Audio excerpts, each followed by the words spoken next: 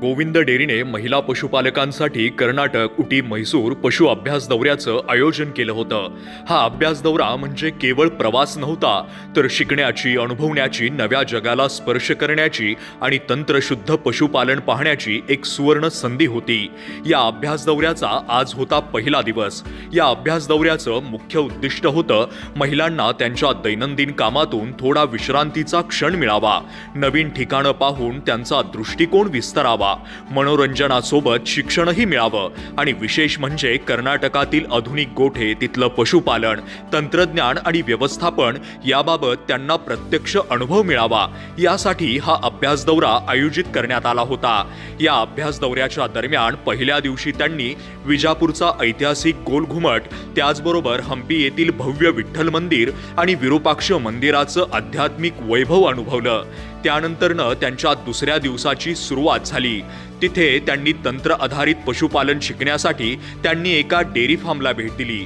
तिथे त्यांना ब्रीडिंग, वासरू संगोपन, कालवडींचं संगोपन, चारा व्यवस्थापन आणि तंत्र आधारित पशुपालन यावरती सखोल मार्गदर्शन मिळालं। यानंतरनं त्यांनी दुसऱ्या डेअरी फार्मला भेट दिली। तिथे त्यांना गोठ्यातील ॲटोमायझेशन, स्वच्छता आणि व्यवस्थापन, त्याचबरोबर रेकॉर्ड, मेंटेनन्स, उत्कृष्ट पशुसंगोपन आणि भरघोस दुग्ध उत्पादन मिळवण्याच्या आधुनिक पद्धती या तिथे त्यांना पाहायला मिळाल्या।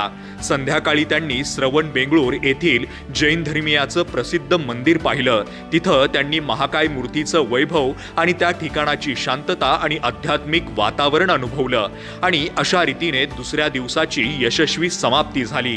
त्यानंतरनं तिसऱ्या दिवसाची सुरुवात झाली। त्यांनी म्हैसूर शहरातील विविध प्रेक्षणीय स्थळांना भेटी दिल्या। त्यामध्ये चामुंडा देवीचं प्राचीन मंदिर, तसेच शांत व सुंदर वातावरणातील लक्ष्मी नारायण मंदिर, वट्टियार साम्राज्याचं भव्य राजेशाही म्हैसूर पॅलेस, तसेच म्हैसूरचं प्राणी संग्रहालय आणि वृंदावन गार्डन या ठिकाणी त्यांनी भेटी दिल्या। त्यानंतरनं त्यांच्या तिसऱ्या दिवसाची समाप्ती इथेच झाली। मग सुरुवात झाली चौथ्या दिवसाला। आज त्यांचा दौरा होता उटी या ठिकाणाला।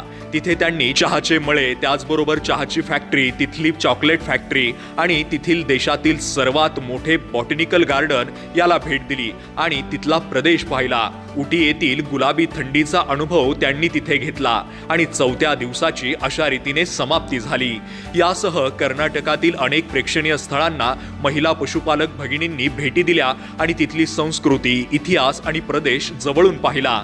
त्याचसोबत कर्नाटकामधील पशुपालन, त्याचसोबत पशुपालनातील वेगवेगळ्या बाबी, तसेच तंत्रज्ञान, आहाराचं व्यवस्थापन, आरोग्याचं व्यवस्थापन अशा बऱ्याच गोष्टी त्यांना तिथे शिकायला मिळाल्या आणि अशा पद्धतीनं त्यांच्या अभ्यास दौऱ्याची समाप्ती शिक्षण, अनुभव आणि आनंदाने झाली।